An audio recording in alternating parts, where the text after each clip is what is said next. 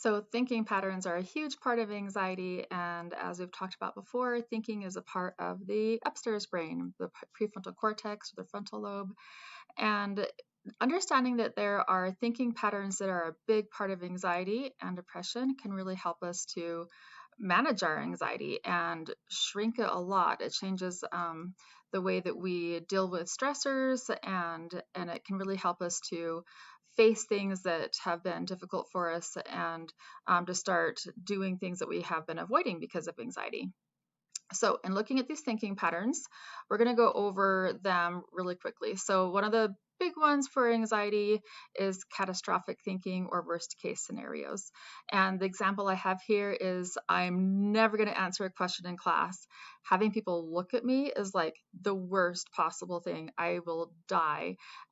Or making eye contact in the hallways. No way I can handle that.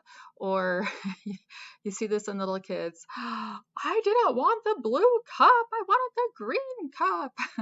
And so it's when we take a small problem or even no problem at all and we blow it up into this huge, massive problem. Kind of go forest fire with it or gigantic panda with it. The next one is all or nothing thinking. If we can't go to Cafe Rio or wherever the person likes, then I'm not going at all. Another really common one I see for social anxiety or school anxiety is if I'm late, I'm not going to that class, like for high school or junior high or school at all. Or if mom isn't taking me, I'm not going. Or if my sister isn't going with me to this thing, I'm not going. So very extreme, all or nothing. Some people have very all or nothing extreme thinking with like mistakes that are made. If my friend is mean to me once, then blacklist. I'm not going to be friends with them again. Or if they make a mistake in something, then I'm not doing that thing anymore. I'm not going to do piano anymore. And all or nothing can go with perfectionism in this way, where if I feel like I can't do something really well to begin with, then I'm just not going to do it at all. So I'm not going to try new things. I'm not going to try like do a new art style or try new food or go to a new park or that kind of thing. Nope, not having it. What ifs? You know this one. This is classic anxiety. What if I throw up? What if I can't find a bathroom? What if I don't know what to say? What if mom and dad don't come home? What if they don't check on me? What if I have nightmares? What if I can't handle it? There are a billion what ifs that can happen. And the interesting thing about this is that we really can pretty much create a what if for anything. And so it's easy to get caught up in the what ifs and to kind of start living by those. And so we got to catch that and go, well, okay, that's anxious talk, and that's going to feed my anxiety and get my amygdala freaked out, and I just can't go there. Mind reading and assuming, that's when we think we know what people are thinking about us. A lot of times this happens with looking at facial expressions or body language. If I've got this whole wall of windows, and if I'm kind of looking like this, somebody could assume, mind read, that I'm upset with them, grumpy. But actually, I could be thinking pretty hard. I could be confused.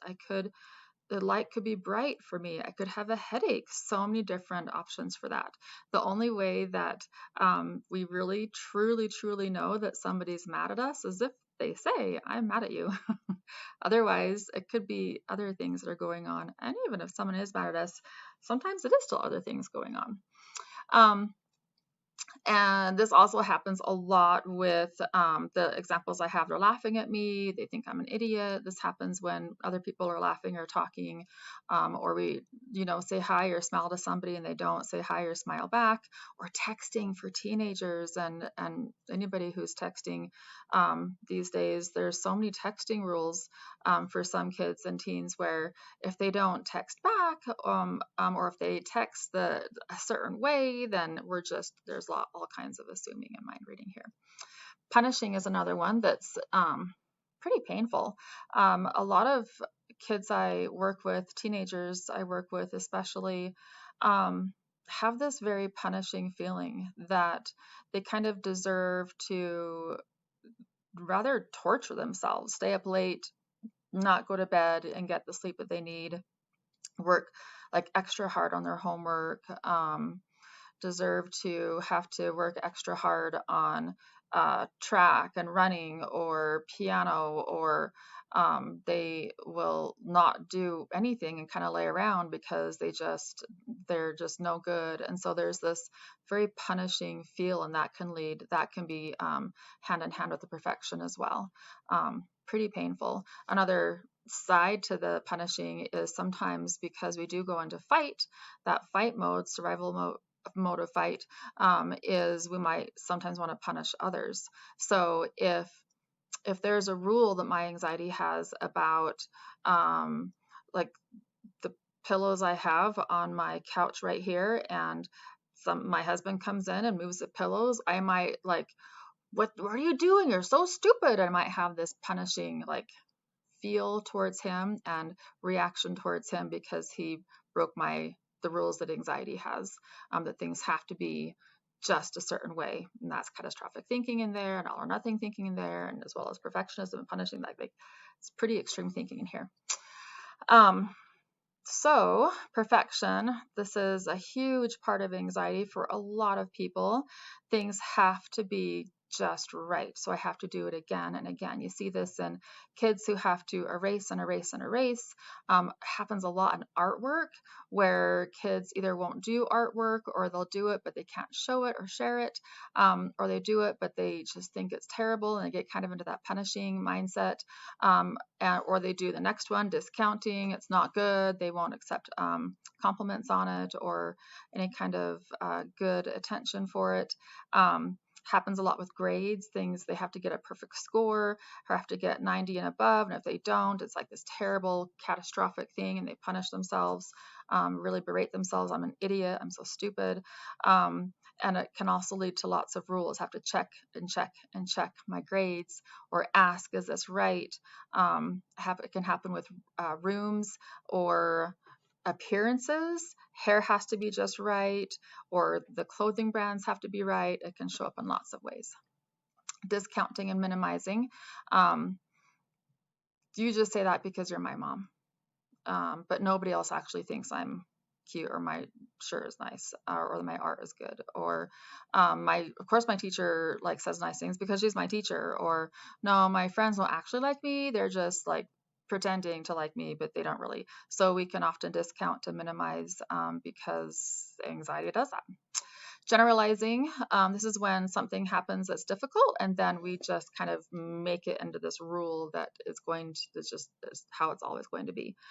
So the example here is, I tried to talk to somebody and they weren't nice to me, so I'm never going to talk to anyone again. Not going to do that. Or I tried something else at Cafe Rio besides a quesadilla and I didn't like it, so I'm never having anything but quesadillas again. Or I failed a math quiz. Oh, I know I'm going to always fail everything in math. I can never do it. And that can be so linked to the all or nothing and the catastrophic thinking. Then the very bottom, we have these extreme words, and these can be the flags that kind of help us to know, along with our emotions that we feel, that we're having, that we're kind of getting stuck in these thinking patterns. So hate, never, always, everyone, no one, terrible, stupid, idiot, those kinds of words. Can't, forever, worst. And then we have rules that show up. So rules like, you can't answer questions, you can't raise your hand, you can't go to any new restaurants, you can't go any place unless you know where the bathroom is, you can't ride with anybody else in a car except mom, you can't, you have to get texts back within 30 seconds. You have to make sure that everybody's following the rules. If they're not, you have to yell at them. You have to do everything perfectly. You have to check your grades 15 times a day. You have to, you can't believe anything anyone says if it's nice to you. Like, all these rules show up with these thinking patterns. So when we have these thinking patterns, and we'll talk about this in another concept, another video, they absolutely can trigger the fight or flight part of our brain, that amygdala. And then it just becomes this feedback loop, and that amygdala is like, whoa, okay, I see what's happening up there, and I'm gonna get us into this panicky fight or flight place. So really important for us to be aware of these and to start to check them out, see if they're real, and then change them. And we'll do another video on that concept as well. So start to notice them in your own lives. Parents, start to notice them in your own lives. Start to talk about them, catch yourself. Oh my goodness, I was driving today and I was thinking, I'm never going to get to work on time. Look at this traffic. This is the worst thing ever. You go, oh, I was doing the big extreme words and all or nothing and catastrophic. And I was like, okay, this is stressful, but I'm going to get to work. I can handle it. And you can notice those things and catch yourself and model for your children what to do differently instead. That flexibility and that ability to change your thoughts so that we can change how we feel.